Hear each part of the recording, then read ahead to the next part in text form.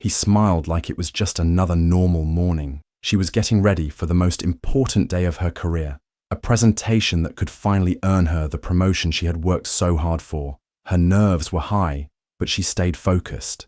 He offered to make her coffee, telling her to relax and prepare. She didn't argue. Lately, he had been making her coffee almost every morning. She sat at the table with her laptop and notes, going over her talking points.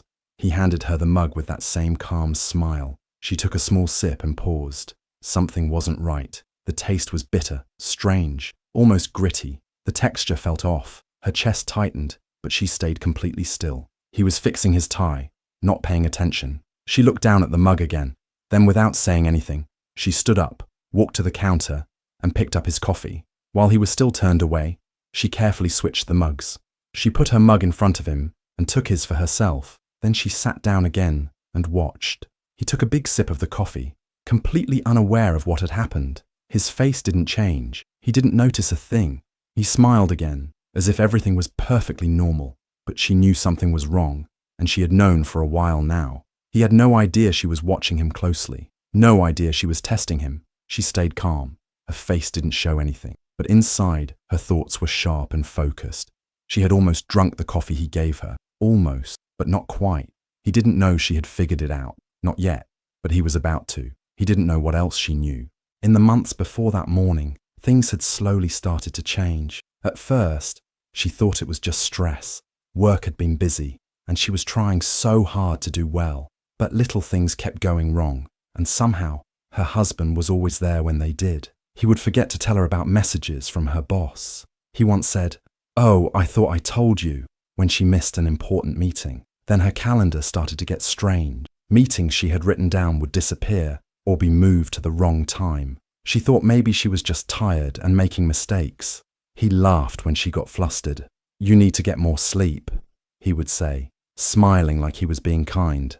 But something about his tone always made her feel small. When she finally noticed a work email had been deleted, she asked him about it. He said it must have been a glitch and asked if she was feeling okay, like she was the one imagining things. It kept happening. Every time she brought something up, he made her feel crazy for even asking. He told her she was being too sensitive, too paranoid. He said she was overthinking everything. Slowly, she stopped trusting herself. She used to be sure about things, but now she was starting to doubt what she remembered. He would make fun of her ideas when she practiced presentations out loud. He would smirk and say, "I don't think they'll go for that," or "You always try too hard." Sometimes he acted supportive, but only when others were watching. When they were alone, he was cold, distant, and sometimes cruel. One night, they had a fight. She had just come home from a long day at work, and she was upset because she found out a client never received a document she had sent. She was sure she had emailed it, but it had disappeared. She told him she thought something was wrong, and he rolled his eyes. "Maybe you're just not cut out for the big leagues," he said. "Some women aren't." She didn't reply. She just stood there, quiet, while he walked away like it was no big deal. But that moment stuck with her. His words cut deep, and for a second, she almost believed him. Almost. But that was the day something changed inside her. The doubt was still there, but it was mixed with a quiet anger. She wasn't sure what he was doing yet, but she knew she needed to start paying attention. Something was wrong, and she was going to find out what. She didn't yell. She didn't cry. She stayed quiet and calm. But inside, she made a promise to herself she would not let this continue. Instead of arguing, she started paying close attention. Every word, every move, every strange thing he did. She began to notice it all. She kept a notebook hidden in her drawer and started writing things down. Dates, times, what he said, what she saw. She wanted proof. One day she saw a text message pop up on his phone. It wasn't from a name she knew. Later, she checked again and found more messages, some sent to her from a different number. He was pretending to be someone else, trying to confuse her. She checked his car one afternoon while he was inside a store. In the glove compartment, she found a small bottle with pills inside. It had no label. Her heart raced, but she didn't take it. She just took a picture. Then she looked at her phone. Her calendar app showed changes she hadn't made. Meetings were moved or deleted. That's when she realized he had access to it. He had been changing her schedule without her knowing. That's why she kept missing things. That's why work had started to feel like it was slipping away. She didn't tell anyone yet. She wanted to be sure. So she bought a small camera and placed it in the kitchen where no one could see it. She made sure it worked and left it recording. A few days later, she searched his desk drawer and found hotel receipts. Same place, same woman's name. She remembered that name.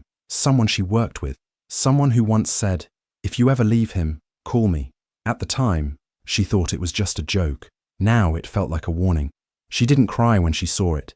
She felt cold, steady, the kind of calm that comes when you stop hoping and start planning. Now she had proof.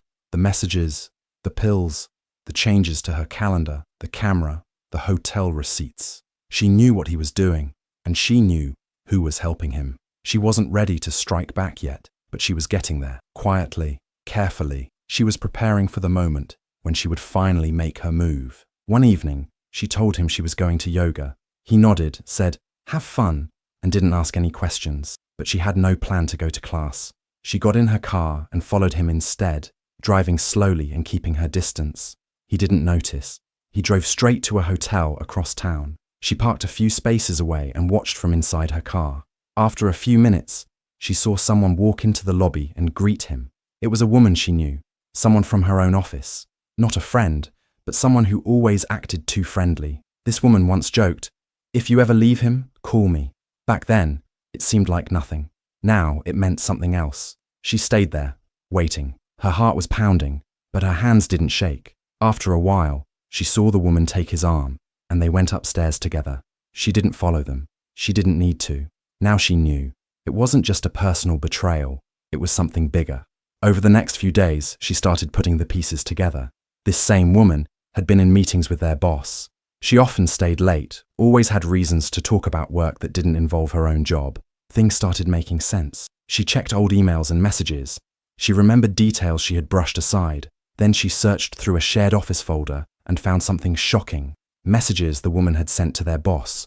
Private messages full of lies about her performance. Claims that she was missing deadlines, showing up unprepared, and being difficult to work with. None of it was true. Her stomach twisted, but she didn't panic. She took screenshots. She saved everything. Then she checked her husband's phone again while he was in the shower. There, she found a message from the same woman. It read, "If she gets that promotion, we're both screwed." That was the moment everything became clear. They were working together. He was messing with her schedule and her confidence. The other woman was feeding lies to their boss. It wasn't just cheating. It was a plan to ruin her career. Her anger burned hot, but she kept her face still. No yelling, no tears. She didn't let either of them see her break. She knew the best revenge wasn't loud. It was smart, quiet and final. Now she had their motive. Now she had proof. And soon, they would both regret thinking she wouldn't find out. She knew it was time to test him. She needed to be sure, once and for all. So she made a plan. She told him she had one last meeting for the promotion. It was important, she said. Everything was riding on it. He nodded and wished her luck. He acted like he cared, like always. She spent the evening getting everything ready. She cleaned her desk, set out her notes, and even laid out the clothes she would wear the next morning. She wanted everything to feel real. She opened her laptop and typed a message to herself, then left it on the screen. The note read, "Big day tomorrow. Must stay sharp. No mistakes. Can't afford to feel tired or foggy." She made sure he could see it. Later that night, she went to bed early, pretending to be nervous and stressed. He kissed her on the forehead and told her to rest, but she wasn't sleeping. She was waiting. Around midnight, when the house was quiet, she slipped out of bed and checked the camera in the kitchen. Her hands were cold, but steady. She played the footage back from earlier that evening. There he was, moving around the kitchen like everything was normal. He looked calm, casual. Then he opened the cabinet, took out the jar of pre-ground coffee, and placed it on the counter. She watched closely. He pulled a small packet from his pocket and carefully emptied something into the jar. Then he used a spoon to stir it in, slowly, making sure it blended. She paused the video. She felt sick, but not surprised. He had done it, just like she feared. He thought he was being clever. He thought she would drink it and lose her focus, maybe even miss her meeting. He had done this before, made her feel off, confused, tired. But this time, she had proof. She saved the footage and hid the memory card in a safe place. Then she went back to bed and closed her eyes. She didn't sleep much, but she didn't need to. Her plan was working. He still didn't know she was watching, still believed she trusted him. In the morning, he would make her coffee like usual, and this time, he would drink it. She was ready for whatever came next. The morning came. It was the day of the fake meeting. She got up early and moved around the house like she was in a rush. She acted nervous and kept checking the time. He noticed and said, "Don't worry, I'll make your coffee." She nodded quickly, pretending to be too busy to answer. He walked into the kitchen and started making it, just like he always did. She watched from the hallway, staying quiet. Her heart was beating fast, but her face stayed calm. He brought the coffee to her and placed the mug on the table. She thanked him without looking up, acting distracted. She grabbed her bag and pretended to search for her files. "I'm going to be late," she said out loud, just for him to hear. Then he walked out of the kitchen for a moment. That's when she made the switch. She walked over, picked up both mugs, and calmly placed his in front of her and hers in front of him. She did it quickly, without hesitation. Then she sat back down like nothing had happened. He returned a few seconds later and took a sip of the coffee. She watched him closely, but he didn't notice anything. He thought everything was going as planned. But she was the one in control now. A few minutes later, he began to change. His words got slower. He looked confused and tired. His hand dropped his phone once. Then he picked it up and stared at the screen like he didn't know what he was doing. She waited until he was deep in it. Then she gently took his phone and unlocked it. He had left it open. She went to the messages and opened the chat with the other woman. Then she typed one short message. She bought it. She won't remember a thing.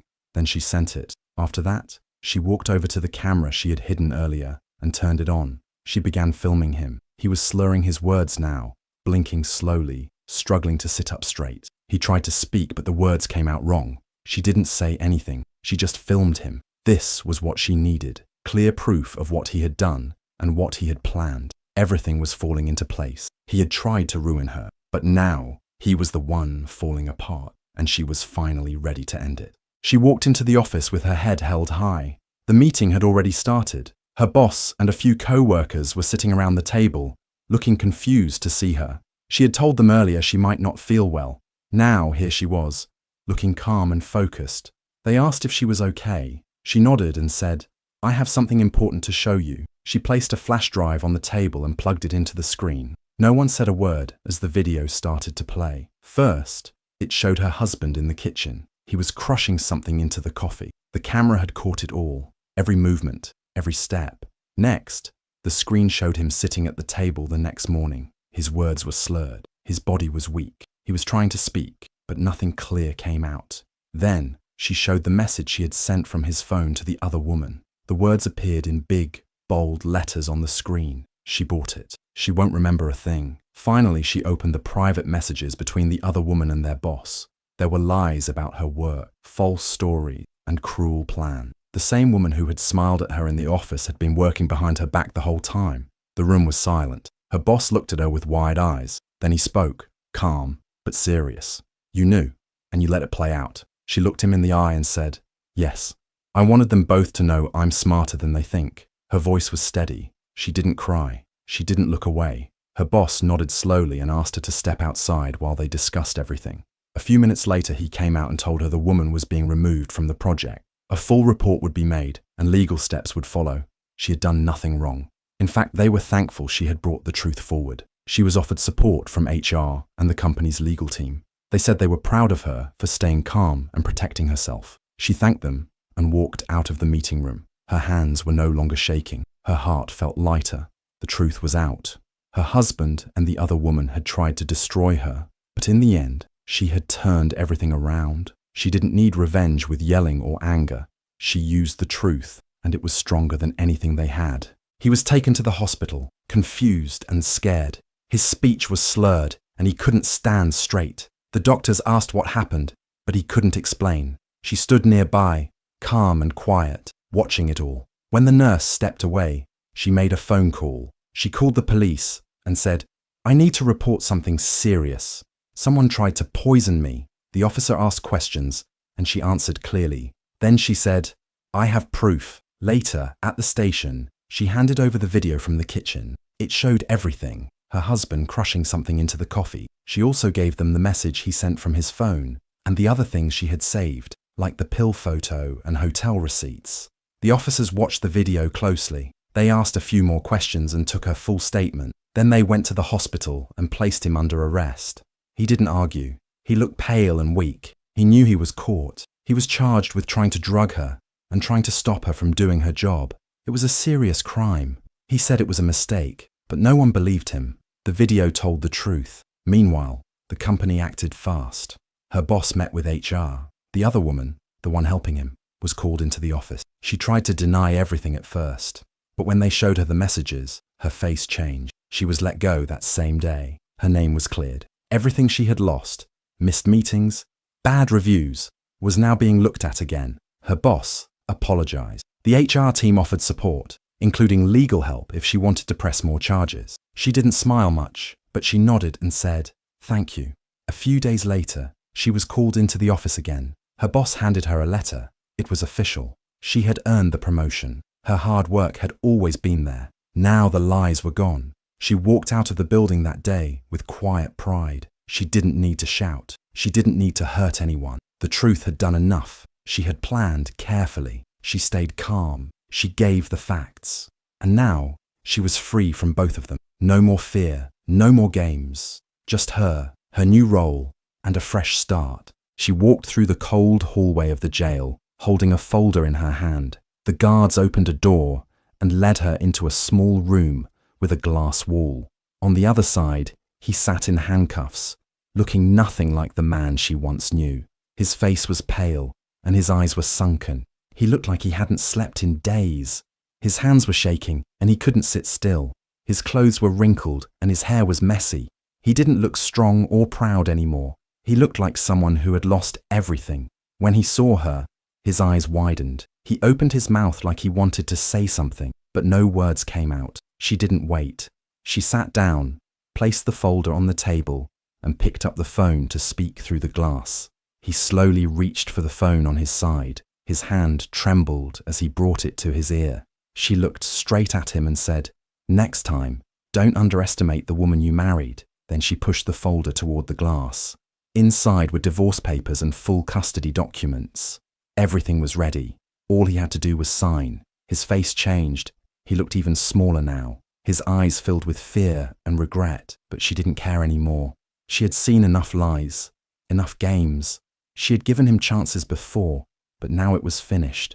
She stood up without waiting for him to speak. The phone clicked as she set it down.